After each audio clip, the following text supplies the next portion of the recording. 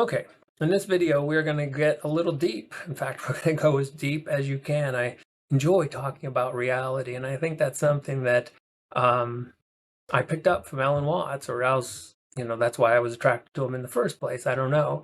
But I enjoy getting at this level, what is fundamental. And so when we talk about reality, we're going to talk about it in three different levels. And remember, don't take any of this seriously. Don't take it literally. What I'm talking about now is at the most superficial level. This is all a map. And maps are pointers. They help you find your way to the real place. It'd be really strange if you found a map and there's a restaurant and then you try to eat, on that little symbol on the map, or if you try to drink the word water. None of this, of course, makes any sense to us, but yet we do it all the time as humans. And it's because we're so caught up in that first level of reality, and that the most superficial level I'll call the level of the mind. And that's where you find thinking and you find nothing but symbols, language. And it's a very narrow focus. So it's taking consciousness, which is absolutely infinite, and it in a very illusory way, but it very effectively makes it seem like I am right here as an individual talking to you. And it's all symbols at this level. And that's why we get the symbol of the ego and the self. And so the two things that happen out from this level, again, we're dealing completely with symbols, and it's so narrowly focused, it feels like you're an individual, separate and disconnected. And that's why we get the sensation of, alone and afraid in a world I've never made. And so can feel very lonely at this level. If we go to the next level, what we find is the material world, or more accurately, what we should say is our sensations of being in what we might call a material world. So it was Descartes and many other philosophers that have pointed out that the only way we know that this world exists is through our senses, through seeing and feeling and hearing and some very interesting things about this level of reality. And it's the level we get by, having this meat suit and being in a body. And the first thing is that it's outside of the skull. And so we've already made a little bit of, we went on a little travel from being locked into the skull with thinking to venturing out into the body. So again, I mentioned this in the last video about body scanning as a meditation. And you comfortably sit in a chair or whatever you're doing. And instead of getting in your head, you focus what it consciously feels like. What's the sensation of consciously feeling your feet at this moment? And it's interesting. Now, again, neuroscience would say that that's an illusion, that you're still feeling the sensation in your brain. It just feels like it's in your feet. But I've always questioned this. I've always thought that they don't know that because they don't know what consciousness is.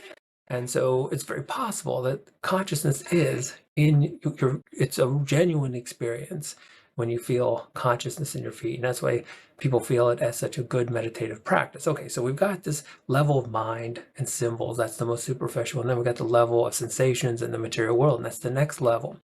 What I want to talk about is the relationship between these two levels, because the relationship between those first two levels of reality is what metaphor is all about.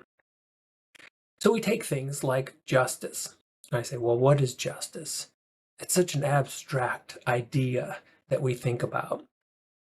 And the only thing that comes to mind is the next level. And that's what metaphor is all about. So if you want to teach a kid what justice is, you might take a cake or a pie and then you split it. And if it's equal, then that's synonymous with justice. That's what justice is. If one person gets a huge piece and the other person doesn't, then that's injustice. Or you could take the scales of balance and we could say, well, what is justice? And then that image comes to mind. And so we're taking the most abstract level and we map it or build a bridge to that next level of reality. And that's how we find our way around. Okay, so we've got those first two levels. The third level of reality is reality itself. It's the only one that really has no illusion to it. And that's what I enjoy calling, although I didn't come up with this, the desert of the real. I just like that phrase. And again, it's a Matrix reference, although the Matrix didn't come up with it either. But the desert just seems like a great way to talk about it, because in so many ways it's unknowable, it's unspeakable. Um, and there's no way to go, from that first level all the way down to the third level. And it's always funny when someone says, you're asking for directions, and they say something like, well, you can't get there from here. And you kind of laugh because, well, sure you can. It's the planet. I'm sure I somehow find my way from the point I am to that point. But there's a certain reality when it comes to getting from one level of reality to the next that you can't necessarily get there from here. And it's very hard to take that top level of symbols and somehow map it to that third level. And this was so obvious in some of the ancient texts. So the Tao Te Ching makes this really obvious. And it starts off with this. And it says right at the beginning that if I'm talking, I'm using words, that's not it. And whatever is it can't be put into words. And so the Tao Te Ching and so many ancient teachers, they just knew that these levels were very difficult to transcend if you're just going from the first to the third. So what's the relationship? So let me talk a little bit about that last level, the deepest level, the desert of the real. How do I even know that it's there? That's a great question. Well, how do you know? Well, if you're talking about absolute knowledge, you can't. And I'm going to have a trick for you at the end, but let me talk more about just another metaphor that might help. So imagine an infinite-sized box, and I put smaller and smaller boxes in there, and then eventually there's you, and that's a tiny box, and you're that tiny box experiencing you as an individual right now.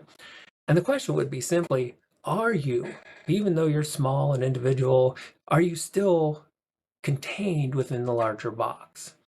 And of course the answer is yes. And this is what I mean when I say you can't escape God. You can't escape the desert of the real.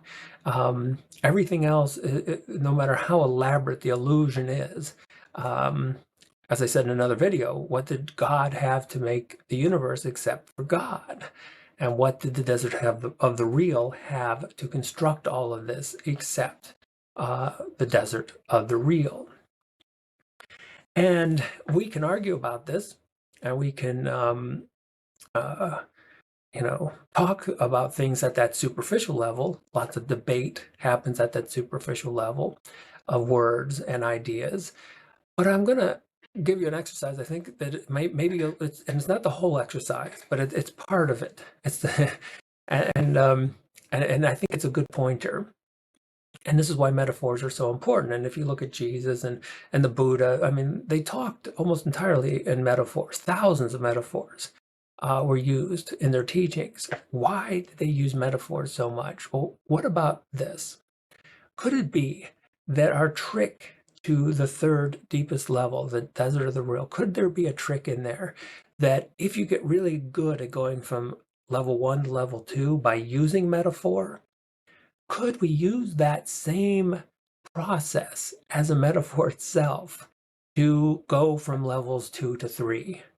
So if you get really good at using metaphor from the most abstract ideas to sensory material reality, can you apply that process to go from level 2 to level 3? And if you do this, and it's absolutely possible, and that's what, again, the last video was about, when we say this material world is all a metaphor.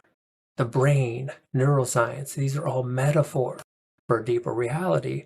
And so many people that they don't have anything to base that on. It sounds so strange and unusual. Well, I've just given you a really good pointer, I think, that can help you go from, you can't go from level 1 to level 3. But if you go from level 1 to 2 and you get really good at that, and you feel how those bridges are built, then you build a bridge from 2 to the desert of the real.